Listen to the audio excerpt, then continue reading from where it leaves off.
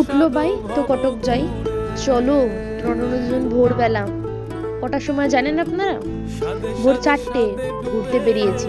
গন্তব্য কিন্তু কিছু নেই, শুধু ঘোরা আর ঘোরা, আর ঘুরতে গিয়ে খাওয়া আর খাওয়া।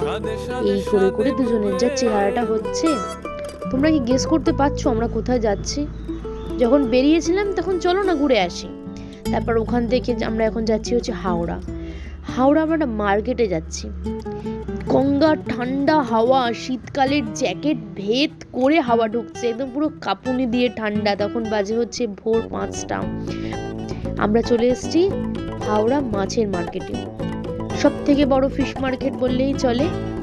আমরা এখান থেকে ঘুরছি আর মাছ দেখছি, দেখতে দেখতে জানি তো কিছু না কিছু তো চোখে পড়বেই।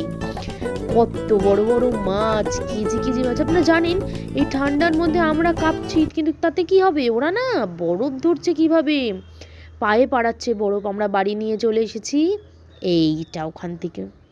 দেখুন তো ওটা কেমন হয়েছে, সাইজটা দেখে বুঝতে পারছেন ওজনটা কীরকম হবে? এর ওজন ছিল হচ্ছে 3.5 কেজি। যেমন লম্বা তা তেমন চওড়া।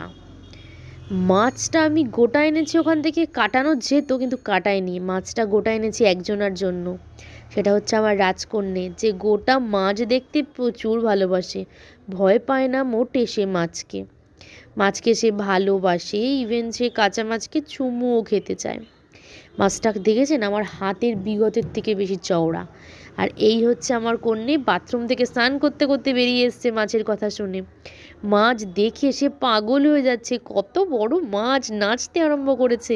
মা কত বড় মাছ। বাবা বলছে দেখ মাছটা দেখ, তোর থেকে বড় কিন্তু হাঁটা ওর। বলছে তাই তাই, হাঁটা দেখি। তারপর বললো রসগোল্লা খাবে নাকি মাছ।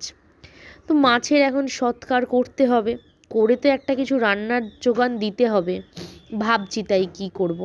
আমার বরের মন চায় না মোটে, খেতে চায় শুধু ফিশ ফ্রাই। ঠিক আছে চলো বানাই ফিশ ফ্রাই। কম তেল দিলে কিন্তু হবে না, মাছ কেটে পরিষ্কার করে ফিশ ফ্রাইয়ের আকারে গড়ে ভরে ভরে তেল দিতে হবে কড়াইতে, ভরে ভরে, যাতে একদম পুরো ছাকা তেলে ফ্রাইটা ভাজা যায়। তারপরে এই যে আমার মোটা মোটা ফিশ ফ্রাই রেডি। এইবার ভাজতে হবে বরের জন্য, খাবে বর কপাকপ ফিশ ফ্রাই। আহা আহা কি টেস্টি। জিভে যখন এডিট করছি তখন অবধি জিভে জল চলে আসছে। দিলাম ছেড়ে, ছাকা তেলে পিটোপিট করে লাল লাল করে ভেজে বরকে দিলাম প্লেটে। দেখুন তো কেমন লাগছে। যদি ভালো লেগে থাকে প্লিজ লাইক কমেন্ট শেয়ার করতে ভুলবেন না কিন্তু।